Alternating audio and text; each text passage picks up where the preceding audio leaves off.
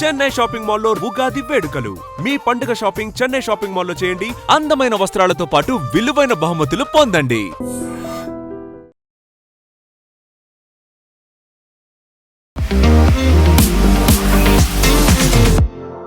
నమస్తే, నేను Kavitha. Welcome to iDream news and నిజాలు. ప్రపంచం ఇప్పుడు ఒక కాస్ట్లీయెస్ట్ యుద్ధాన్ని చూస్తోంది. అందులో కూడా ఇరాన్ చాలా చిన్న దేశం, ఎక్కువగా ఆయుధ సామాగ్రి లేదు, తొందరగానే యుద్ధం ముగిసిపోతుంది అని ఇజ్రాయెల్, అమెరికా భావించినప్పటికీ ఎక్కువ సామర్థ్యం ఉన్నటువంటి మిసైళ్లని ఇరాన్ మీద ప్రయోగించాల్సినటువంటి పరిస్థితి వస్తోంది. ఇరాన్ మాత్రం చాలా సింపుల్గా డ్రోన్ టెక్నాలజీతోనో యుద్ధాన్ని కొనసాగిస్తోంది, అనుకున్న లక్ష్యాలని వెళ్తోంది. బట్ ఈ యుద్ధం ఎంతకాలం కొనసాగుతోంది? అల్టిమేట్గా ఎవరు విన్నర్ అవుతారు? మనతో పాటుగా ఉన్నారు సీనియర్ జర్నలిస్ట్ సురేష్ కొచ్చదిల్ గారు. సార్ నమస్తే. సో ఇరాన్ గురించి మాట్లాడుకున్నప్పుడల్లా ప్రతిసారి వినిపించింది ఇరాన్ దగ్గర చాలా ఆయుధ సంపత్తి తక్కువగా ఉంటుంది, తొందరగానే వాళ్ళు లొంగిపోతారు, బెండ్ అయిపోతారు అనుకున్నారు. బట్ ఈ పరిస్థితి చూస్తుంటే February 28న స్టార్ట్ అయింది, ఇప్పుడు మనం March 4th ఈవినింగ్ అయిపోతుంది. Still it is on. 5 days అయింది. ఎంతకాలం అవుతుంది? ఇది బహుశా ఇంకొక 2 వారాలు నడవచ్చు. 2 వారాలని ట్రంప్ చెప్తున్న 4 అంటున్నారు, 2 కావచ్చు అంటున్నారు. మీరు చెప్పినట్లు ఆల్మోస్ట్ ఒక వారం అయిపోయింది ఇప్పుడు మొదలై, రేపటికి 7వ రోజు అయిపోతుంది. కానీ యుద్ధాల్లో కొన్ని అమెరికా చేసిన కొన్ని తప్పులు అంటే వాళ్ళు క్యాల్కులేషన్ తప్పులు చేశారు. వాళ్ళేమనుకున్నారంటే ఫస్ట్ టైం ఈ 12 day వార్లో అప్పుడు కొట్టినప్పుడు B-2 బాంబర్స్ తీసుకొచ్చి కొట్టినప్పుడు న్యూక్లియర్ వీళ్ళది మొత్తం న్యూక్లియర్ అండ్ మిసైల్ ఫెసిలిటీస్ మొత్తం ధ్వంసమైందని చెప్పారు. మీకు గుర్తుంటుంది, బియాండ్ రిపేర్ అని చెప్పారు అప్పుడు. కానీ అది కాదు. ఇప్పుడు ఇవాళ పొద్దున అమెరికన్ ఛానల్స్లో కొన్ని సీరియస్ ఛానల్స్లో డిస్కషన్ చూస్తే ఇరాన్ ఏం చేశారు, ఈ 12 day వార్ నుంచి చాలా మట్టుకు అనాలిసిస్ చాలా బాగా చేశారు వాళ్ళ army, air force and navy, especially వాళ్ళు మిసైల్ తయారు చేసే కంపెనీలు. వాళ్ళేం నేర్చుకున్నారంటే ఇజ్రాయెల్ దగ్గర ఉన్నది ఎయిర్ పవర్, అది వాళ్ళ బెస్ట్. వాళ్ళు F-35 యూజ్ చేస్తారు. వాళ్ళు their pilots compared even US compare చేస్తే కూడా వాళ్ళ పైలట్స్ చాలా మంచి ఎక్స్పీరియన్స్ పైలట్స్ కూడా. వాళ్ళు రెగ్యులర్గా యుద్ధాలు ఉంటారు వాళ్ళు. అది కాకుండా వాళ్ళ వైపు నుంచి ఉన్న వెపన్స్ వీళ్ళ దగ్గర కూడా ఉండవు. వాళ్ళు యూజ్ చేస్తున్న వెపన్స్ స్ట్రైకర్ ఉండొచ్చు, మిగతా చాలా వెపన్స్ ఇజ్రాయెల్ యూజ్ చేస్తారు ఆయుధాలతో. సో దాన్ని మనం మ్యాచ్ చేయలేం. మనం కూడా ఒక ఎయిర్ ఫోర్స్ పెట్టి వాళ్ళ వ్యతిరేకంగా వెళ్ళి కొట్టడంతో అసలు it doesn't make sense. So ఏం చేయాలి నెక్స్ట్ ఏంటంటే ఒక గెరిల్లా యాటిట్యూడ్ తీసుకురావాలి. అంటే అన్కన్వెన్షనల్ వార్ అంటారు మనం. యుద్ధం అనగానే మన బాహుబలి సినిమాలాగా ఇక్కడ ఒక 5,000 మంది, అక్కడ ఒక 5,000 మంది, లేకపోతే ఇక్కడ 10,000 ఇక్కడ 10,000 ఎదురుగా ఫిజికల్గా నిలబడి ఉంటారు, ట్యాంకులు ఉంటుంది. ఓకే, యాజ్ యూ సెడ్ తుపాకీ పెద్ద పెద్ద గన్స్ పట్టుకొని RPGలు పట్టుకొని నిలబడి, ఆ సెనారియో పోయింది. అట్లాంటి యుద్ధాలు లేవు. ఫస్ట్ అది మనకి తెలిసింది యుక్రెయిన్ రష్యా వార్లో. మీకు గుర్తుంటుంది కవిత గారు, యుక్రెయిన్ రష్యా వార్ మొదలైనప్పుడు ఫస్ట్ యుద్ధం మొదలైనప్పుడు ఫస్ట్ అండ్ సెకండ్ ఇయర్లో కలిస్తే 1,00,000 మంది చనిపోయారు. 1,00,000 మంది, ఇటువైపు 1,00,000 అటువైపు 1,00,000. సో ఏం చేశారు, వీళ్ళు ఆపేశారు అనమాట. సో అదొక మెయిన్ రీజన్ అక్కడే ఆపడం. ఎందుకంటే వాళ్ళకి తెలిసిపోయింది ఇక్కడి నుంచి ఇంకా ముందుకెళ్తే ఇంకేం ఉండదు, యుద్ధం ఉండదు, మనుషులు ఉండరు, ఎవరు ఉండరు. సో వీళ్ళేం చేశారు, వాళ్ళ అప్రోచ్ మార్చేశారు. అప్రోచ్ ఎట్లా మార్చారంటే టెక్నాలజీ తీసుకొచ్చారు యుద్ధాల్లో. యుక్రెయిన్ తెలిసిపోయింది వాళ్ళ దగ్గర అంత పెద్ద ఎయిర్ ఫోర్స్ లేదు, ఉంది వాళ్ళ దగ్గర, కానీ అంత పెద్ద ఎయిర్ ఫోర్స్ లేదు. కొన్ని ఎయిర్ క్రాఫ్ట్ వాళ్ళని డొనేట్ చేశారు కొంతమంది, అదొకటి ఉందన్నమాట.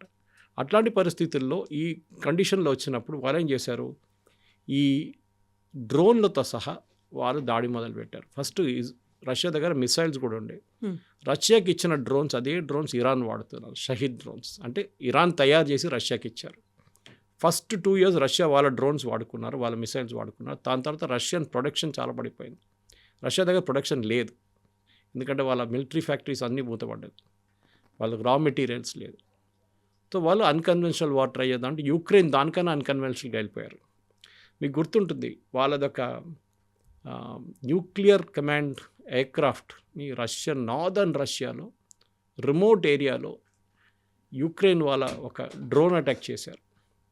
అది ఎంత అన్కన్వెన్షన్ అంటే మిలిటరీ టర్మినాలజీలో అట్లాంటి ఒక యుద్ధం జరగలేదు ఎప్పుడు, అట్లాంటి ఒక అటాక్ కూడా జరగలేదు. వీళ్ళేం చేశారంటే ఒక పెద్ద ట్రక్ తీసుకున్నారు, కంటైనర్ ట్రక్ లాంటిది. కంటైనర్ ట్రక్లో వీళ్ళు డ్రోన్స్ లోడ్ చేశారు. లోడ్ చేసి 3,000 కిలోమీటర్లు నడిపించుకుంటూ వెళ్ళారు రష్యా లోపల నుంచి. అది ఎట్లా వాళ్ళు చెక్ పోస్ట్లో ఏముందో లేదో తెలియదు, కానీ 3000 కిలోమీటర్ నడిపించుకొని ఈ బేస్ దగ్గర వెళ్ళిన తర్వాత రిమోట్లీ ఎవరో యూక్రెయిన్లో కూర్చొని రిమోట్లీ దీని రూఫ్ ఓపెన్ చేశారు. మనం చూస్తుంటాం చూడండి, కొన్ని సినిమాలో కనిపిస్తుంది, రూఫ్ ఓపెన్ అయింది, కంటైనర్ ట్రక్ది టాప్ రూఫ్ ఓపెన్ అయిన తర్వాత ఈ డ్రోన్స్ అన్ని బయటకు వచ్చి వెళ్ళి ఆ ఫెసిలిటీని కొట్టే 5 న్యూక్లియర్ కమాండ్ ఎయిర్క్రాఫ్ట్, చాలా కాస్ట్లీ అది ధ్వంసమైంది. ఆ వార్లో అక్కడే రష్యా కూడా ఒక లెసన్ తెలిసిపోయింది, that you don't need air force కావాలి మనకి. కానీ ఈ 25,000 డాలర్ల డ్రోన్తోని ఈసారి ఇరాన్ అమెరికా మీద దాడి చేశారు. అమెరికన్ ఎంబసీ మీద, ముందు రియాద్, ఇవాళ పొద్దున యుఏఈలో. అటువైపు ఖతార్లో ఉన్న ఒక పెద్ద $1.2 బిలియన్ ఒక రాడార్ని కొట్టారు వీళ్ళు, ఇరాన్. అది కాకుండా ఒమాన్ అటాక్ చేశారు, Saudi Arabian oil refinery Aramco attack చేశారు. ఇటువైపు ఖతార్ది గ్యాస్ ఫీల్డ్స్ అటాక్ చేశారు. నేను దీని సిగ్నిఫికెన్స్ మీకు ఎక్స్ప్లెయిన్ చేస్తాను. ముందు ఇది ఎట్లా యూజ్ చేశారు, ఎక్కడ వాళ్ళు మిసైల్స్ వాడలేదు, డ్రోన్స్ వాడారు ఇరాన్. ఎందుకంటే వాళ్ళకి తెలిసిపోయింది ఇక్కడ మిసైల్స్ వాడితే మనకి ఇంత ఇంపాక్ట్ ఉండదు, డ్రోన్ వాడితే బాగుంటుంది. స్వామ్ ఆఫ్ డ్రోన్స్ అంటారు, అంటే ఒకటేసారి 30 డ్రోన్లు పంపిస్తారు. అండ్ ఈ డ్రోన్ అంటే మన పెళ్లి డ్రోన్లు కావు, ఇది కెమెరాలు యూజ్ చేసి అది కాదు. These are huge, almost like a small aircraft. Okay, ఒక ఫైటర్ ఎయిర్క్రాఫ్ట్ కన్నా కొంచెం చిన్నగా ఉంటుంది అంతే. అట్లాంటి పైలట్లెస్ డ్రోన్స్ అనమాట. సూసైడ్ కామకాజీ డ్రోన్స్ అంటారు, సూసైడ్ డ్రోన్స్. ఈ డ్రోన్స్ వాడి వీళ్ళు అటాక్ చేశారు. అంటే 35 డ్రోన్స్ మీరు పంపిస్తే దాంట్లో 5 ఎట్లయినా ఎస్కేప్ అవుతుంది. ఇప్పుడు లాజిక్ చాలా మటుకు ఏం అర్థమవుతుందంటే, అమెరికా వైపు నుంచి సపోజ్ మీరు ఒక డ్రోన్ ఇక్కడి నుంచి పంపిస్తున్నారు, అటువైపు నుంచి ఒక ఇంటర్సెప్టర్ పంపిస్తారు ఇంటర్సెప్ట్ చేయడానికి ఈ డ్రోన్ని టార్గెట్కి వచ్చే ముందే. సో ఇది ఒక పారాబోలిక్ పాత్ర ఇట్లా వెళ్తుంది ఒక డ్రోన్, ఇటువైపు నుంచి ఒక పేట్రియట్ మిసైల్ వస్తుంది అమెరికాది. ఇది $25,000 డ్రోన్, ఇది $1 మిలియన్ పేట్రియట్ మిసైల్. అంటే ప్రతి డ్రోన్కి 1 మిలియన్ పేట్రియట్ మిసైల్ కొడుతున్నారు డాలర్ది. ఎంత కాస్ట్లీ వార్ అని చూడండి. అట్లా ఒక రోజుకి 10 కొడితే $10 మిలియన్ పోతుంది ఒకటే లొకేషన్లో. ఇదే మిసైల్ కువైత్ దగ్గర ఉంది, ఇదే మిసైల్ సౌదీ అరేబియా దగ్గర ఉంది, ఇదే మిసైల్ యుఏఈ దగ్గర ఉంది. వీళ్ళందరి దగ్గర ఇదే మిసైల్స్ ఉన్నాయి. వాళ్ళు అమెరికా దగ్గర నుంచి కొనుక్కున్నారు. అమెరికాకి మంచి బిజినెస్ ఇది. అండ్ అమెరికన్ బేసిస్లో కూడా ఇదే మిసైల్స్ ఉన్నాయి. ఇన్ఫ్యాక్ట్ ఇవాళ చదివాను నేను పొద్దున, యుఏఈ వాళ్ళు ఏమన్నా అంటే మేము ఆల్మోస్ట్ క్లోజ్ టు 1000 డ్రోన్స్ని మేము ఆపామంటున్నారు, విచ్ ఇస్ అస్టౌండింగ్. అంటే 1000 పేట్రియట్ మిసైల్స్ వాడారా, ఇంకే యాంటీ డ్రోన్ టెక్నాలజీ వాడారు, మీకు అర్థం కావట్లేదు నాకు. సో ఇరాన్ ఒక లెసన్ చాలా బాగా నేర్చుకున్నారు, that we have to use unconventional war, strength Israeli the air force, don't get in to a fight with them. వాళ్ళతో ఏం గొడవ పెట్టుకోకండి, వాళ్ళు పక్కన వచ్చి బాంబ్ చేసి వెళ్ళిపోతారు, ఆ డ్యామేజ్ ఉంటుంది. అమెరికా మీద దాడి చేయాలంటే రెండోది వాళ్ళ నేవల్ ప్రెజెన్స్. అది ఆ 12 డే వార్లో నేవీ ఎక్కువ యూజ్ చేయలేదు. కానీ మీకు మన పర్షియన్ గల్ఫ్ రీజన్ చూస్తే కవిత గారు, నీళ్ళు చాలా షాలో ఉంటుంది అక్కడ. షాలో అంటే ఎక్కువ డెప్త్ లేదు, ఇసుక ఉంటుంది. సో మీన్ చిన్న ఒక షిప్ తీసుకొస్తే కూడా అది ఆ ఇసుకలో వెళ్ళి ఇట్లా దూరిపోతుంది, దానికి it will get stuck there. Submarines అసలు యూసే చేయలేము. సబ్మెరీన్స్ మీరు కోస్ట్ నుంచి ఆల్మోస్ట్ ఒక 100-150 కిలోమీటర్ దూరం సబ్మెరీన్ పెట్టుకోవాల్సి వస్తుంది. అక్కడి నుంచి మీరు ఫైర్ చేయాలంటే ఒక టామాహాక్ మిసైల్ ఒక అక్యురసీ క్వశ్చన్లో వస్తుంది. So submarines వాడలేము. ఇరానియన్స్ ఏం చేశారంటే, వాళ్ళు 2 వైపుల నుంచి అమెరికన్ షిప్స్ని అటాక్ చేయడానికి ప్లాన్ చేశారు కూడా. ఒకటి ఏంటంటే పైలట్లెస్ సూసైడ్ బోట్స్, చిన్న బోట్స్ ఉంటుంది, దాంట్లో ఒక మోటార్ ఉంటుంది, ఒక రాడార్ సిస్టమ్ పెడతారు, దాని కోఆర్డినేట్స్ పెట్టి పంపించేస్తారు. ఒక అమెరికన్ ఎయిర్క్రాఫ్ట్ క్యారియర్ ఉంది, జెరాల్డ్ ఆర్ ఫోర్డ్ ఉంది, అబ్రహాం లింకన్ ఉంది.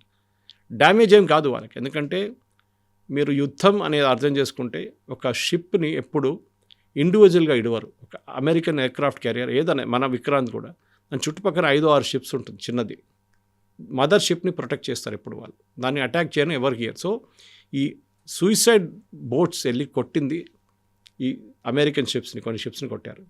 మీకు గుర్తుంటుంది యుఎస్ఎస్ కోల్ అని చెప్పి, I think it was in the 80s or 90s, don't remember maybe in 2000. USS coal అని చెప్పి అమెరికన్ షిప్ అక్కడ వెస్ట్ ఏషియాలో గల్ఫ్లో పార్క్ చేసుకున్నప్పుడు, ఏడన్ అనుకుంటా పోర్టోబెల్, వీళ్ళు వచ్చి అటాక్ చేసి 22-30 మంది అమెరికన్ సేలర్స్ చనిపోయారు.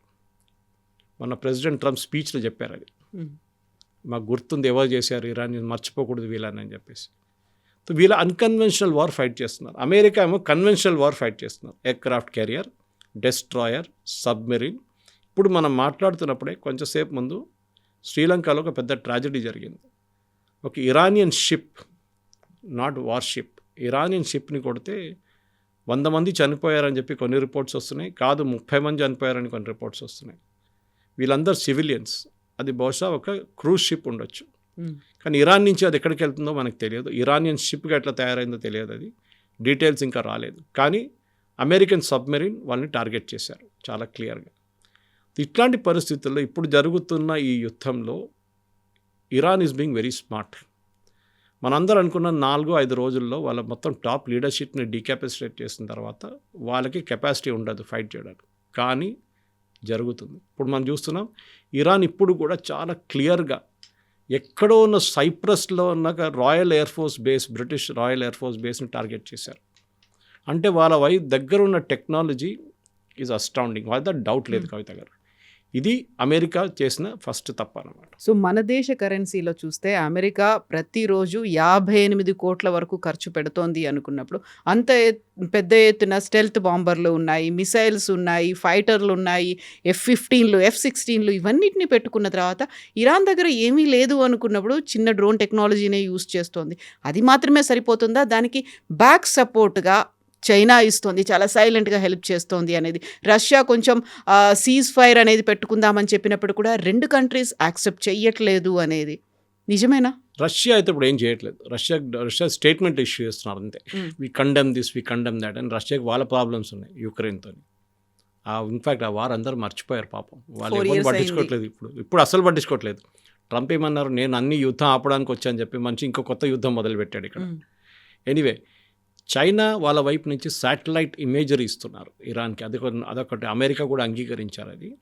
ఇదే పని వాళ్ళు పాకిస్తాన్తో చేసి పాకిస్తాన్కి హెల్ప్ చేశారు ఆపరేషన్ సింధూర్ టైంలో. రియల్ టైం శాటిలైట్ ఇమేజరీ ఇచ్చారు. ఓకే, దానికి కారణం వాళ్ళు ఏం చెప్తున్నారంటే, వాళ్ళు సప్లై చేసిన రాడార్కి రియల్ టైం శాటిలైట్ ఇన్ఫర్మేషన్ కావాలి, పాకిస్తాన్కి మేమే సప్లై చేసాం, వాళ్ళు అది వాడుకోవాలంటే మేము శాటిలైట్ ఇమేజరీ ఇస్తేనే అది వాడుకోవచ్చు వాళ్ళంటారు. ఇరాన్ కేసులో కూడా బహుశా అదే వాళ్ళు చెప్తారు వాళ్ళు, ఎందుకంటే ఇరాన్కి సప్లై చేసిన అదే radar systems China. So radar ఎట్లా పనిచేస్తుందండి, without information, real time information కావాలి, దానికోసం వాళ్ళకి ఇన్ఫర్మేషన్ ఇచ్చాం, యాజ్ పర్ కాంట్రాక్ట్ అంటారు. ఎనీవే, చైనీస్ అది పని చేయలేదు. పాకిస్తాన్ వైపు మనం కొట్టుపడేసాం, ఇక్కడ యూఎస్ వాళ్ళు కరప్ట్ చేసేసారు దాన్ని మొత్తం. అంటే ఆ సైబర్ అటాక్ నడిపించారు దాని మీద. అది ఇంకో పెద్ద స్టోరీ యాక్చువల్. యూఎస్ ఏం చేశారు, ఫస్ట్ డే సాటర్డే కన్నా ముందు, సాటర్డే మార్నింగ్ అక్కడ ఇజ్రాయలీ ఎయిర్ ఫోర్స్ 200 ప్లేన్లు ఇజ్రాయెల్ నుంచి బయలుదేరిన టైంలో యూఎస్కి 2 కమాండ్స్ ఉన్నాయి. సైబర్ కమాండ్ ఒకటి ఉంది, స్పేస్ కమాండ్ ఒకటి ఉంది. మన దగ్గర సైబర్ కమాండ్, స్పేస్ కమాండ్ లేదు. మన ఇస్రోని యూజ్ చేస్తాం మనం స్పేస్ కోసం. వాళ్ళ వైపు సైబర్ కమాండ్. వాళ్ళు ఏం చేస్తారంటే ఎలక్ట్రిసిటీ నెట్వర్క్, టెలికాం నెట్వర్క్, దీంట్లో దూరిపోతారు. మొత్తం డిసేబుల్ చేసి పడేశారు ఆ రోజు పొద్దున. ఒకరితో కాంటాక్ట్ చేయలేకపోయారు వాళ్ళు. ఏం జరుగుతుందని తెలిసే ముందే బాంబు వచ్చి పడ్డది. ఇజ్రాయలీస్ వాళ్ళు బాంబు చేశారు. అదే టైంలో వీళ్ళ స్పేస్ కమాండ్ ఏం చేస్తారంటే శాటిలైట్స్ యూజ్ చేసి రియల్ టైం ఇమేజరీ ఫీడ్ చేస్తారు వాళ్ళ షిప్స్కి కానీ, వాళ్ళ ఎయిర్క్రాఫ్ట్ కానీ, వాళ్ళ మిసైల్ బ్యాటరీస్కి. ఇది వాళ్ళు చేస్తున్న పని. కానీ అమెరికా ఎప్పుడు మిస్కాల్కులేట్ ఏం చేస్తారంటే, వీళ్ళు అనుకున్నారు చైనా దగ్గర ఉన్న దానితో ఏం చేయలేరు వీళ్ళని. కరెక్ట్, అది చాలా మటుకు correct. China satellite technology, China imagery ఏం పనిచేయదు. కానీ ఇరాన్ చాలా మటుకు వాళ్ళ దగ్గర ఆల్మోస్ట్ ఇప్పుడున్న లెక్క ప్రకారం 25,000 నుంచి 30,000 డ్రోన్లు తయారు చేసుకున్నారు. ఒక average cost of a drone is $25,000. ఈ 12-day వార్ నడిచిన తర్వాత, ట్రంప్ అడ్మినిస్ట్రేషన్ వచ్చిన తర్వాత, ఈ చైనీస్ డ్రోన్ గురించి వాళ్ళకి చాలా మటుకు అవగాహన వచ్చింది. ఈవెన్ హెజ్బుల్లా వైపు నుంచి వాడుతున్నారు. హెజ్బుల్లాకి ఆయుధాలు ఇచ్చేది మొత్తం చైనానే కంప్లీట్గా, హమాస్ కూడా అంతే. వీళ్ళేం డిసైడ్ చేశారంటే, పీటర్ హెస్గెత్ వాళ్ళ డిఫెన్స్ సెక్రటరీ, అమెరికా కూడా డ్రోన్ తయారు చేద్దామని చెప్పి. ఇవాళ వచ్చింది ఆ న్యూస్. నిన్న దాకా న్యూస్ రాలేదు బయటికి. ఇప్పుడు అమెరికా కూడా డ్రోన్లు వాడుతున్నారంట. ఎవరు వ్యతిరేకంగా? ఇరాన్ వ్యతిరేకంగా. సో ఇంగ్లీష్లో అంటారు, if you can't beat them join them అంటారు. సో వాళ్ళు ఇప్పుడు ఇరానియన్ లీడర్స్ని టార్గెట్ చేయడానికి, ఇరానియన్ ఫెసిలిటీస్ని టార్గెట్ చేయడానికి, పవర్ స్టేషన్స్ని టార్గెట్ చేయడానికి డ్రోన్ వాడుతున్నారు. సో ఆ డ్రోన్ ఇప్పుడు నుంచి నిన్నటి నుంచి మొదలైందంట వాళ్ళు. సో అమెరికా, ఇజ్రాయెల్ చూడండి, ఇజ్రాయెల్ ఏ రోజు వచ్చి కొట్టేసి వెళ్ళిపోయారు సాటర్డే రోజు. దాని తర్వాత వాళ్ళు తిరిగి రాలేదు మళ్ళీ ఇక్కడికి. వాళ్ళ వైపు నుంచి వాళ్ళు హెజ్బుల్లాని డీల్ చేసుకుంటున్నారు అక్కడ. వాళ్ళకి ఆ ప్రాబ్లం ఉంది అప్పుడు. మళ్ళీ కావాలంటే ఇంకోసారి ఇచ్చి కొట్టేసి వెళ్ళిపోతారు వాళ్ళు. కానీ America is dealing with the problem. ఇప్పుడు జరుగుతుంది అంటే కవిత గారు, మెయిన్ థింగ్ మీరు చెప్పినట్లు ఖర్చులు. ఒక $1 million patriot missile versus $25,000 drone. ఇది ఎన్ని రోజులు నడుస్తుంది? ఇవాళ పొద్దున వచ్చిన న్యూస్లో చాలా మటుకు అనలిస్ట్ ఏమంటున్నారు, ఎవరు ఈ యుద్ధం గెలుస్తారని ఒక ప్రశ్న అందరు అడుగుతున్నారు. ఎవరి దగ్గర ఆయుధాలు మిగిలిపోతే వాళ్ళే గెలుస్తారు. Simple logic. ఏ రకమైనటువంటి ఆయుధాలు? ఎందుకంటే ఇక్కడ డ్రోన్లే వాడుతున్నారు, అక్కడేమో మిసైల్స్ దగ్గర నుంచి వస్తుంది. ఇప్పుడు 5 days తర్వాత రిలైజ్ అయింది అమెరికా. బట్ ముందు నుంచి కూడా వీళ్ళు భావిస్తోంది ఏంటి, ఇరాన్ దగ్గర న్యూక్లియర్ వెపన్స్ ఉన్నాయి, దాన్ని తయారు చేయాలని చూస్తోంది. బట్ డ్రోన్ టెక్నాలజీతోనే మనల్ని కొడుతుంది అనేది వాళ్ళు ఎక్స్పెక్ట్ చేయలేదు. అంటే ఇన్ని డ్రోన్స్ ఇంత ఎగ్జాక్ట్ స్పెసిఫికేషన్స్ కొడతా అనుకోలేదు.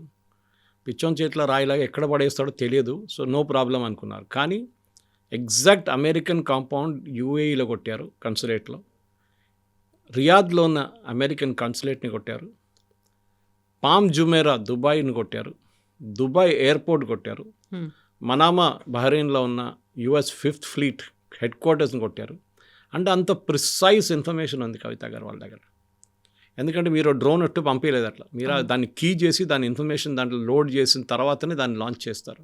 తర్వాత అది చూసుకుంటుంది, దాని లోపల రాడార్ సిస్టమ్స్ ఉంటుంది, అది రీఓరియంట్ చేసుకుంటుంది, టార్గెట్ మూవ్ అయితే అది కూడా మూవ్ అవుతుంది దాంతోపాటు. ఇది ఇట్లా ఉంటే ఇంకొక వైపు ఇజ్రాయెల్ మీద మిసైల్ అటాక్ మొదలైంది. మీకు తెలుసుంటుంది, జెరూసలంలో 10 మంది చనిపోయారు, తెలవీలో కొంతమంది చనిపోయారు.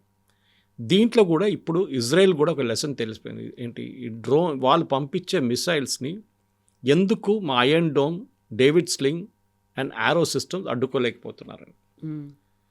ఇరాన్ దగ్గర 2 టైప్ మిసైల్ సిస్టమ్స్ ఉన్నాయి. ఒకటి సూపర్ సోనిక్, ఒకటి హైపర్ సోనిక్. దాంట్లో తెలిసిపోతుంది మీకు which is which. Super sonic sound, speed of sound, other is hyper sonic. ఈ 2 మిసైల్స్కి ఒక బేసిక్ టెక్నాలజీ ఒకటి ఉంది. అంటే ఒక మోటార్ ఉంటుంది which is launching it like a rocket. మన దగ్గర ఇస్రో రాకెట్ లాంచ్ చేస్తే కానీ అందుకని చిన్నది ఉంటుంది. దీన్ని లాంచ్ చేసే టైంలో ఆ లాంచర్ నుంచి 17 times స్పీడ్ ఆఫ్ సౌండ్, మాక్ 17 అంటారు, MACH, ఆ సౌండ్ ఆ స్పీడ్లో ఈ రాకెట్ని లాంచ్ చేస్తారు. ఏది అట్మాస్ఫియర్లకి. So it will goes out of the atmosphere పైకి వెళ్ళి అక్కడి నుంచి కోస్టింగ్ ఫేస్ నుంచి వచ్చి లాస్ట్లో టార్గెట్ కన్నా 100 kilometers ముందు మళ్ళీ అట్మాస్ఫియర్లో రీఎంటర్ అయిన టైంలో దాని స్పీడ్ మళ్ళీ పెరుగుతుంది.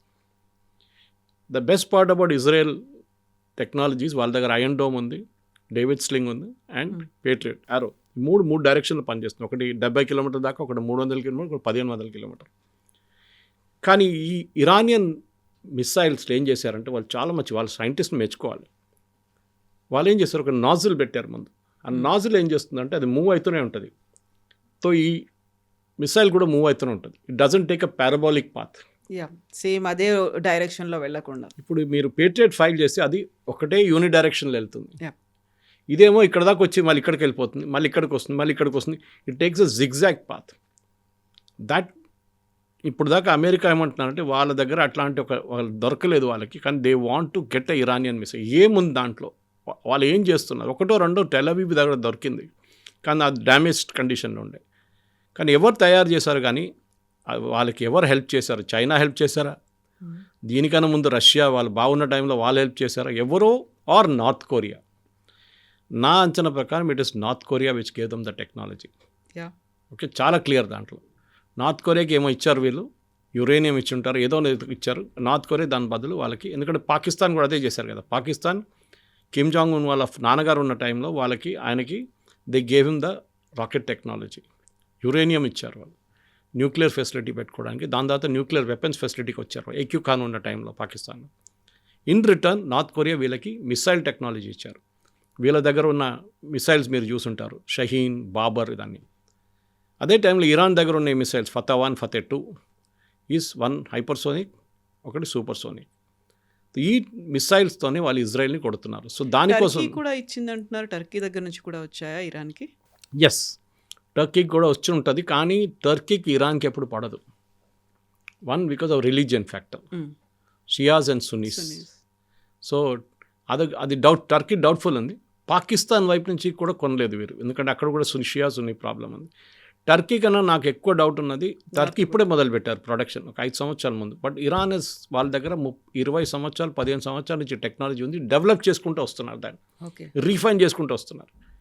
నా అంచనా ప్రకారం ఇట్ ఈస్ నార్త్ కొరియా. ఇప్పుడు ఖమేనీని కొట్టడానికి ఆయన దగ్గర ఉన్నటువంటి ప్రతి దాన్ని ట్రాక్ చేశారు, ఇంక్లూడింగ్ ట్రాఫిక్ సిగ్నల్ దగ్గర నుంచి అన్ని హ్యాక్ చేసి చేశారు. పెట్టుకున్న తర్వాత వీళ్ళ దగ్గర డ్రోన్ టెక్నాలజీ ఉన్నదనేది అండర్ ఎస్టిమేట్ చేశారా? అసలు దాన్ని కన్సిడర్ చేయలేదా? వాళ్ళ దగ్గర ఏమీ లేదు, ఈజీగా లొంగిపోతుంది అనేటువంటి భావనలోనే ఉండిపోయారు. అక్కడ ఫెయిల్యూర్ అనేది కనిపిస్తోంది కదా. డెఫినెట్గా ఫెయిల్యూర్ ఉంది. ఎందుకంటే ఇవాళ అదే అమెరికన్ డిఫెన్స్ అనలిస్ట్ అదే అంటున్నారు, ఈవెన్ యుఎస్ కాంగ్రెస్లో ఉన్న కొంతమంది అంటున్నారు, వీ అండర్ ఎస్టిమేటెడ్ ఇరాన్. ఒకటి వాళ్ళు ఏమనుకున్నారంటే టాప్ లీడర్షిప్ని కొట్టేస్తే ఎవరు కమాండ్ చేయడానికి ఎవరు ఉండరు వీళ్ళ దగ్గర. కాదు, వీళ్ళ సెనారియో క్రియేట్ చేసుకున్నారంట ముందే. దానికోసం చూడండి, ఆయన రాసి పెట్టి వెళ్ళారు, నేను లేనప్పుడు ఎవరిని ఎట్లా ఎలక్ట్ చేయాలని చెప్పి ఒక ప్రొసీజర్ రాసి పెట్టి వెళ్ళారు ఖమేనీ. ఆ తర్వాత ఇప్పుడు వాళ్ళ అబ్బాయినే ఎలక్ట్ చేశారు. ఆయన ఎన్ని రోజులు ఉంటారో తెలియదు, ఇజ్రాయెల్ తీసేస్తారు ఒక్కొక్కసారి. అది Mustafa Khamenei. So Mustafa is that, but doubtful, ఆయన ఎక్కువ రోజు ఉండడు, ఇజ్రాయెల్ చూసుకుంటారు అది. బట్ పాయింట్ అది కాదు, ఎక్కడో వాళ్ళ దగ్గర చాలా మంచి డిసిప్లిన్ కమాండ్ పనిచేస్తుంది. మీకు ఎట్లా తెలుసు? ఈ $1.2 బిలియన్ ఒక రాడార్ డ్రోన్ ఖతార్ ఎయిర్వేస్లో కూర్చొని ఉంది, దానితోని వాళ్ళు 5,000 కిలోమీటర్ దాకా ఉన్న మిసైల్స్ని ట్రాక్ చేయొచ్చు. అది ఇప్పుడు డెస్ట్రాయ్ చేశారు వీళ్ళు, $1.2 బిలియన్. ఎట్లా తెలుసు అక్కడ ఉందనేది? So satellite imagery is one very important thing. China definite, yes. దాని తర్వాత దానికి కావాల్సిన టెక్నాలజీ ఎక్కడ, ఈ ఎయిర్ ఫోర్స్ బేస్కి వెళ్ళేటప్పుడు వాళ్ళు it's highly protected. American air force base చాలా పెద్ద ఎయిర్ ఫోర్స్ బేస్, 8,000 మంది ఉంటారు దాంట్లో. వాళ్ళకి ఎట్లా వచ్చింది ఆ ఇన్ఫర్మేషన్? ఇది పెద్ద ఒక ప్రశ్న కవిత గారు. ఎందుకంటే ఆ ఇన్ఫర్మేషన్ ఒకటి, దెన్ ఆ ప్రిసైజ్ స్ట్రైక్ కొట్టిన దానికి మెచ్చుకోవాలి వాళ్ళు. అక్కడిక్కడ వెళ్ళి పడలేదు, కరెక్ట్గా కొట్టారు. నేను చెప్పాను చూడండి, అమెరికన్ ఎంబసీ కరెక్ట్గా టార్గెట్ చేశారు వాళ్ళు. దుబాయ్ ఎయిర్పోర్ట్ కరెక్ట్గా టార్గెట్ చేశారు. ఈవెన్ సౌదీ అరేబియాలో ఉన్న టార్గెట్స్, అరామ్కోని టార్గెట్ చేయడం అంత ఈజీ కాదు. Even it's heavily protected refinery, దాన్ని కూడా కొట్టారు వాళ్ళు. బహుశా ఎక్కువ రోజులు ఉండలేరు, అదే ఒకటి ఉంటుంది. నేను చెప్పాను చూడండి, ఎవరి దగ్గర ఎక్కువ రోజు ఆయుధాలు ఉంటుందని. అది అమెరికా దగ్గర ఎప్పుడైనా కన్సిస్టెంట్ ఫ్లో ఉంటుంది, వాళ్ళ కాంట్రాక్టర్స్ చూసుకుంటారు, వాళ్ళు తయారు చేసి ఇస్తారు, వాళ్ళ ఫ్యాక్టరీస్ ఓవర్ టైం పనిచేస్తారు, ఏదైనా జరగచ్చు. కానీ ఇరాన్ ఏం చూపించారంటే, మేము వెళ్తూ మిమ్మల్ని కూడా తీసుకెళ్ళిపోతామని చెప్పి వాళ్ళు చేస్తున్నారు ఇప్పుడు చేస్తున్న దాంట్లో. బహుశా ఒక గ్రౌండ్ ఫోర్స్ ఆపరేషన్ జరుగుతూనే ఇరాన్లో ఒక మార్పు రావచ్చు. దానికి నిన్న రాత్రి నుంచి CIA, central intelligence agency, Kurdish workers party, Kurdistan workers party అని చెప్పి ఇరాన్లో ఇరాక్ బార్డర్లో కర్డిస్తాన్ గ్రూప్స్ ఉన్నారు. వాళ్ళు ఒక రెబెల్ గ్రూప్, వాళ్ళు ఎప్పటి నుంచో ఉన్నారు. వాళ్ళు అప్పుడప్పుడు దాడి చేస్తుంటారు. ముందు ఇరాక్ మీద చేస్తుంటే, ఇరాన్ మీద చేస్తుంటే, అక్కడ సిరియా వైపు కూడా ఉన్నారు వాళ్ళు. అక్కడ వాళ్ళకి ప్రాబ్లం టర్కీతో ఉంది. వాళ్ళకి నిన్న ఒక 4 రోజుల నుంచి they are giving them training, ఆయుధాలు ఇస్తున్నారంట. అంటే వాళ్ళేమంటున్నారు, మీరు ఇరాన్లో దూరి ఇరాన్లో ఉన్న అసెట్స్ మీద కొట్టండి, మేజర్ అసెట్స్ మీద. పవర్ ప్లాంట్ ఉండొచ్చు, రోడ్ ఇన్ఫ్రాస్ట్రక్చర్ ఉండొచ్చు, బ్రిడ్జెస్ ఉండొచ్చు, ఆర్మీ ఇన్స్టలేషన్స్ ఉండొచ్చు, రెవల్యూషనరీ గార్డ్స్ ఉండొచ్చు, వీళ్ళందరినీ మీరు కొట్టండి అంట. కవిత గారు, మనకు మాట గుర్తుపెట్టుకోవాలి, ఇరాన్ చేస్తున్న అటాక్ ఎందుకు చేస్తున్నారు? సౌదీ అరేబియా మీద, అరామ్కో మీద ఎందుకు అటాక్ చేశారు? వాళ్ళ ఆయిల్ ప్రొడక్షన్ ఆపేశారు కూడా వాళ్ళు. ఖతార్ మీద గ్యాస్ ప్రొడక్షన్ మీద కొట్టారు. ఎందుకు? ఖతార్ గ్యాస్ ప్రొడక్షన్ ఆపేశారు. స్ట్రైట్ ఆఫ్ హార్ముజ్ బంద్ చేసి పడేశారు. మైన్స్ పడేశారు అక్కడ. బేసిక్లీ తాళం వేయలేము కదా, మైన్స్ పడేశారు అక్కడ. దుబాయ్ ఎయిర్పోర్ట్ మీద దాడి చేశారు, ఎందుకంటే వాళ్ళు ఆయిల్ లేదు, ఎయిర్పోర్ట్ టూరిజం వాళ్ళది. నిన్న చూసుంటాం మనం, దుబాయ్ మాల్లో క్రౌన్ ప్రిన్స్ అందరూ తిరుగుతున్నారు, ఎందుకంటే they give a confidence that everything is okay అనమాట. అర్థం చేసుకోవాలంటే జియో పాలిటిక్స్లో ఒక చాలా పెద్ద ఎక్స్ప్లెనేషన్ దీనికి ఉంది. అమెరికాలో నంబర్ 1 ఇన్వెస్టర్ ఇప్పుడు అమెరికన్ స్టాక్ మార్కెట్స్లో, అమెరికన్ ఏఐ కంపెనీస్లో అందరికన్నా ఎక్కువ పెట్టుబడి పడేది ఈ జీసీసీ కంట్రీస్. సౌదీ అరేబియాకి ఒక ఫండ్ ఉంది, దుబాయ్కి దానికన్నా పెద్ద ఒక ఫండ్ ఉంది, ఖతార్ ఫౌండేషన్ ఉంది. వీళ్ళందరూ ట్రిలియన్స్, బిలియన్స్ కూడా కాదు, ట్రిలియన్స్ ఇన్వెస్ట్ చేస్తారు అమెరికన్ స్టాక్ మార్కెట్లో, అమెరికన్ ఏఐ కంపెనీస్లో. దానికోసం మొన్న కొట్టిన ఒక డ్రోన్ వచ్చి కొట్టింది ఎక్కడ చూడండి, దుబాయ్లో అమెజాన్ వెబ్ సర్వీసెస్లో వాళ్ళ AWS ఒక సెంటర్ మీద కొట్టారు. ఎందుకంటే వాళ్ళకి తెలుసు దట్ ఆ ఇన్వెస్ట్మెంట్ దుబాయ్ వాళ్ళ రూలింగ్ ఫ్యామిలీ దాని మీద పెట్టుబడి పెట్టారు. కావాలని చెప్పి అమెరికాలో ఒక ఫైనాన్షియల్ ఒక క్రైసిస్ రావాలని చెప్పి వీళ్ళు ఇక్కడి నుంచి డబ్బులు ఎక్కడ పెట్టకూడదని చెప్పి వీళ్ళ డబ్బులు వచ్చేది ఆయిల్ నుంచి, గ్యాస్ నుంచి, టూరిజం నుంచి, అది మీరు తగ్గించండి. అది కంప్లీట్గా ఫినిష్ చేసేస్తే వీళ్ళు అమెరికాలో పెట్టుబడి పెట్టలేరు. That is another thought process. కానీ అది కూడా ఎక్కువ రోజులు పనిచేయవు, ఎందుకంటే సేమ్ ప్రాసెస్. రేపు అన్ని గల్ఫ్ కంట్రీస్ కోపం వచ్చిందనుకోండి, అందరు కలిసి ఏం డిసైడ్ చేస్తారు, మనం అందరు కలిసి అటాక్ చేద్దాం ఇరాన్ అని. ఒకవైపు నుంచి అమెరికా కొడుతున్నారు, ఒకవైపు నుంచి ఇజ్రాయెల్ కొడుతున్నారు, మనం కూడా వెళ్ళి కొడదాం బాంబేలు. అది బహుశా జరగవచ్చు, కానీ ఇప్పుడు జరగట్లేదు. ఎందుకంటే ఎండ్ ఆఫ్ ద డే ఒక ఇస్లామిక్ కంట్రీ ఇంకో ఇస్లామిక్ కంట్రీ మీద యూజువలీ దాడి చేయరు. అది ఒక్కొక్కటే కాన్ఫిడెన్స్ ఉంది ఇరాన్కి. బట్ ఇరాన్ చేస్తోంది కదా ఆ పని. ప్రొవోక్ చేస్తున్నారు. మీరు అర్థం చేసుకోండి, వాళ్ళ సైకాలజీ అర్థం చేసుకోండి. మీరు చాలా సైలెంట్గా కూర్చుంటారు. మిమ్మల్ని వచ్చి నేను తిడతాను, 2 సార్లు తిడతాను, 3 సార్లు మీరు క్వైట్గా ఉంటారు. కొంచెంసేపు తర్వాత నేను ఒక రాయి తీసి కొడతాను, అప్పుడు మీకు కోపం వస్తుంది. అప్పుడు మీరేం చేస్తారు, మీరు పక్కన ఉన్న 10 మందిని తీసుకొచ్చి నన్ను కొడతారు. ఇది జరుగుతుంది ఇరాన్లో. ఇదే they are trying to provoke. రండి మమ్మల్ని అటాక్ చేయండి, మమ్మల్ని అటాక్ చేయండి. ఎవరిని అటాక్ చేస్తారు? ఇరానియన్ సిటిజన్స్ మీద అటాక్ చేస్తారు. ఇరాన్లో ఉన్న ప్రజల మీద అటాక్ చేయాల్సి వస్తుంది, ఎందుకంటే అక్కడ ఒక స్ట్రక్చర్ లేదు. ఇప్పుడు అటాక్ చేయాలంటే ఏదో ఒక ముల్లానో మౌల్వీనో పట్టుకోవాలి. వాళ్ళకుంటే వాళ్ళ చుట్టుపక్కల ఉన్న కాలనీ వాళ్ళు ఉంటారు, వాళ్ళు మన ఒక 5, 50, 100 మంది చనిపోతారు. అప్పుడు ప్రజల కోపం సౌదీ అరేబియా మీద వస్తుంది, ప్రజల కోపం యుఏఈ మీద వస్తుంది. అప్పుడు ఏమవుతుంది, గవర్నమెంట్ దగ్గరకు ప్రజలందరూ వచ్చేస్తారు. దే ర్యాలీ అండర్ ఫ్లాగ్ అంటారు ఇంగ్లీష్లో. వాళ్ళకి సపోర్ట్గా వస్తుంది. Death to America, death to Israel అంటారు. మళ్ళీ అది రివైవ్ అవుతుంది ఆ స్లోగన్ అనేది. It's exactly what they want. వాళ్ళకి ఏంటంటే ఇట్లాంటి ప్రొవోక్ చేసి లాస్ట్లో ఇరాన్ మీద దాడి చేస్తే, ఎస్పెషలీ గల్ఫ్ నేషన్, వాళ్ళకి అమెరికాతో ఇజ్రాయెల్తో వాళ్ళకి ప్రాబ్లం లేదు, అది రెగ్యులర్గా నడుస్తూ ఉంటుంది. కానీ ఏ రోజు సౌదీ అరేబియానో, యుఏఈనో, ఖత్తర్నో, లేకుంటే బహ్రెయిన్ వీళ్ళ మీద దాడి చేస్తే ఆ రోజు ఇరాన్ వాళ్ళ ప్రజల దగ్గర అంటారు, చూడండి మన వాళ్ళే మనల్ని కొట్టారు, మీరు మర్చిపోకూడదు వీళ్ళని, వీళ్ళ మీద మనం దాడి చేయాల్సిందే. రేపు ఒక సెట్ ఆఫ్ సూసైడ్ బాంబర్స్ కూడా తయారవుతారు. కావాలంటే గల్ఫ్ మొత్తం కంప్లీట్లీ నాశనం అయిపోతుంది. టూరిజం పోతుంది, గ్యాస్ ప్రొడక్షన్ ఫెసిలిటీస్ పోతుంది, ఆయిల్ ప్రొడక్షన్ తగ్గుతుంది. ఇది ఇరాన్ది లాంగ్ టర్మ్ స్ట్రాటజీ అన్నమాట. వాళ్ళు సక్సీడ్ అవుతారా లేదా అనేది ఒక పెద్ద ప్రశ్న. కానీ ఇప్పుడు చూస్తే అమెరికన్ అనలిస్ట్ కూడా అదే అంటున్నారు. ఒకటి economic warfare, second defence warfare, మూడోది ఇన్ఫ్రాస్ట్రక్చర్ వార్ఫేర్. డీసాలినేషన్ ప్లాంట్స్ మీద కొడుతున్నారు కవిత గారు ఇరాన్. ఎక్కువ న్యూస్లో రాలేదు. సౌదీ అరేబియా దగ్గర ఇప్పుడు కూడా డీసాలినేషన్ అంటే సీ నుంచి వాటర్ తీసుకొచ్చి దాన్ని ప్యూరిఫై చేసి డ్రింకింగ్ వాటర్ చేస్తారు. ఇప్పుడు కూడా సౌదీ అరేబియా దగ్గర మోస్ట్ ఆఫ్ ద నేషన్స్ గల్ఫ్లో 4 వారాలు డ్రింకింగ్ వాటర్ ఉంటుంది వాళ్ళ దగ్గర. మీరు ఒక 100 డీసాలినేషన్ ప్లాంట్ కొడితే అది 2 వారాలకి తగ్గిపోతుంది. మళ్ళీ మీరు ఇంకో 50 మీద కొడితే అది వారానికి వచ్చేస్తుంది నీళ్ళు. ఆలోచించండి క్రైసిస్ ఎక్కడికి దాకా వస్తుంది అనేది. అప్పుడు అక్కడ ఉన్న ప్రజలు ఏం చేస్తారు, పారిపోతారు. ఎవరు వీళ్ళందరూ? బయట నుంచి వచ్చిన ఎక్స్పాట్రియేట్ వర్కర్స్.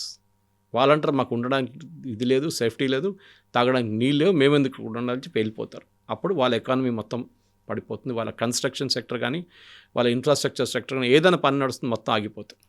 ఒక రకంగా మైండ్ గేమ్ ప్లే చేస్తుంది. Exactly, use the right word. సైలెంట్గా ఒక స్ట్రాటజీని ప్లే చేస్తుంది. ఇవన్నిటిని సిఐఏ కానీ మొసాద్ కానీ ఐడెంటిఫై చేయలేదు. వాళ్ళు చేసిన తప్పు ఏంటంటే వాళ్ళు అనుకున్నారు దీని థాట్ ప్రాసెస్ అంతా ఖమ్నేయి దగ్గర ఉంది, ఇంకెవరు ఇరాన్లో ఆలోచించట్లేదు. ఆయనతో పాటుగా చాలా మంది పోయారు కాబట్టి స్ట్రాటజీ అంతా everything will go with them అని. కానీ వీళ్ళు మర్చిపోతున్నారు Iran is a highly literate country. అక్కడ నేను చెప్పాను బహుశా దీనికన్నా ముందు, మహిళలకి అక్కడ 99% లిటరసీ ఉంది అక్కడ మహిళలకి, విచ్ ఇస్ వెరీ చాలా యూనిక్ ఒక ఇస్లామిక్ కంట్రీకి. అది కూడా ఎంత స్ట్రిక్ట్ షరియా లా ఉన్న కంట్రీలో. ఆఫ్ఘనిస్తాన్ వైపు చూడండి, అక్కడ అమ్మాయిలు కాలేజ్కి అంటే స్కూల్కి అంటే ఎక్కడ వెళ్ళనియరు అక్కడ, కానీ ఇక్కడ వెళ్ళనిస్తారు వాళ్ళు. తెహరాన్ యూనివర్సిటీ కానీ మిగతా వాళ్ళు ఈవెన్ మెడికల్ ఫెసిలిటీ, వాళ్ళ health care is very good. And ఆ మహిళలు కూడా చాలా కీలకంగా క్రూషియల్ రోల్ ప్లే చేస్తున్నారు, ఇండైరెక్ట్గా ప్లే చేస్తున్నారు అనేది న్యూస్. కరెక్ట్. ఇప్పుడు అర్థం చేసుకోవాలంటే then there is a third element now which is technology. అంటే వాళ్ళ దగ్గర కాసిం సులేమానీని చంపిన తర్వాత కూడా కాసిం సులేమానీ సెటప్ చేసిన ఆ టెక్నాలజీ బ్యాక్ బోన్ ఇరాన్కి చాలా పనికి వచ్చింది. వాళ్ళు అనలైజ్ చేసుకున్నారు. వాళ్ళ దగ్గర ఎన్ని రోజులు నేను చెప్పినట్లు ఈ మిసైల్స్ ఉంటుందో ఈ డ్రోన్స్ ఉంటుందో అని చెప్పలేము, కానీ they stood up and fought. అది మనం అమెరికా కూడా ఇప్పుడు అప్రిషియేట్ చేస్తున్నారు. మేము అండర్ ఎస్టిమేట్ చేసాం, ఎస్, కానీ మేము ఇప్పుడు మార్పులు తీసుకొస్తున్నాం. ఆ కొట్టువైపు Saudi Arabia, UAE, Qatar, Bahrain వీళ్ళందరూ ఏమంటారు, మేము ఎప్పుడు ఊహించలేదు మా మీద దాడి చేస్తారని. ఇప్పుడు మా మీద దాడి చేశారు, మమ్మల్ని ఇప్పుడు ఏం చేయమంటారు, మేము దే ఆర్ నాట్ రియాక్టింగ్. చూడండి, వాళ్ళు ఎవ్వరూ రియాక్ట్ కావట్లేదు. వాళ్ళు చెప్తున్నారు స్టేట్మెంట్, ఖతార్ అన్నారు we will not take this lying down. ఏం చేస్తారండి మీరు రేపు అటాక్ చేస్తే ఇరాన్, వాళ్ళు మీ మీద ఒక 50 మిసైల్ పడేస్తారు, 50 డ్రోన్లు పడేస్తారు, ఏం చేస్తారు? మీ మొత్తం మీ ఇన్ఫ్రాస్ట్రక్చర్, నేనైతే ఎట్లయినా పోయాను, నిన్ను కూడా ముంచేస్తానని చెప్పి అది చేస్తారనమాట. అది ఇప్పుడు స్ట్రాటజీ. బహుశా నెక్స్ట్ 3-4 డేస్లో మనం మాట్లాడుతున్న ఇట్స్ డైనమిక్ ఎవాల్వింగ్ సిచ్యువేషన్. మనం ఇవాళ సాయంత్రం రికార్డ్ చేస్తున్న కాదు, ఇవాళ రాత్రి దాకా సిచ్యువేషన్ మారిపోవచ్చు. కానీ the basic line of the story is, అది అంటారు never under estimate your enemy. Exactly. అది ఇజ్రాయెల్ అండ్ అమెరికా చేసిన తప్పు. ఇజ్రాయెల్ కన్నా ఎక్కువ అమెరికా. ఇజ్రాయెల్ వాళ్ళకి కావాల్సిన చేసేసారు, which is decapitating the regime, top level తీసేశారు. దాని తర్వాత వాళ్ళు వెళ్ళిపోయారు. అమెరికాకి లార్జర్ ఇంట్రెస్ట్ ఆయిల్, వాళ్ళకి కావాల్సింది ఇరానియన్ ఆయిల్. అది ఇప్పుడు దొరకకపోవచ్చు. అండ్ ట్రంప్ కూడా వాళ్ళకి స్టేట్మెంట్ ఇచ్చారు, రేజా పాల్వి జూనియర్ మాకు అక్కర్లేదు, is a very good guy, but I want somebody from with in the establishment. ఎక్కడున్నా అదే రూలింగ్ ఎలీట్ నుంచి నాకు ఎవరో ఒక లీడర్ కావాలి. అది ఎవరో తయారవుతారో మనకు తెలియదు. కాస్ట్లీయెస్ట్ మాత్రమే కాదు, మోస్ట్ ఇంట్రెస్టింగ్ కూడా ఉంది. చాలా ఇంట్రెస్టింగ్. మీరు అనలైజ్ చేస్తే ప్రతి దానికి ఏదో మనం అది ఏదో అన్నీ ఐసోలేటెడ్గా జరుగుతున్నాను, కానీ if you connect the dots, exactly, there is a very very solid strategy behind it. And Iran ఎక్కువ మాట్లాడలేదు. మీరు చూసారా, ఆ రోజు వాళ్ళ మీద జరిగిన దాడి తర్వాత మేము వాళ్ళని చంపేస్తాం, మేము వీళ్ళు చంపేస్తాం, వాళ్ళు చేస్తాం, ఇది చేస్తాం, ఎవ్వరు మాట్లాడు. The president is still alive. ఆయన కూడా స్టేట్మెంట్ ఇవ్వట్లేదు. వాళ్ళు కావాల్సిన పని చేసుకుంటూ వెళ్తున్నారు. బహుశా ఒక సింకింగ్ షిప్, ఎస్, కానీ అట్ ద సేమ్ టైం వాళ్ళు నిలబడి కొట్లాడి ఫైట్ చేశారు చూడండి, అది మనం మెచ్చుకోవాలి. That is something that America ఇప్పుడు కాదు, ఇంకా నెక్స్ట్ వచ్చే యుద్ధాలు కూడా అమెరికా అది గుర్తుపెట్టుకుంటారు. Thank you so much. Thank you very much. Thank you.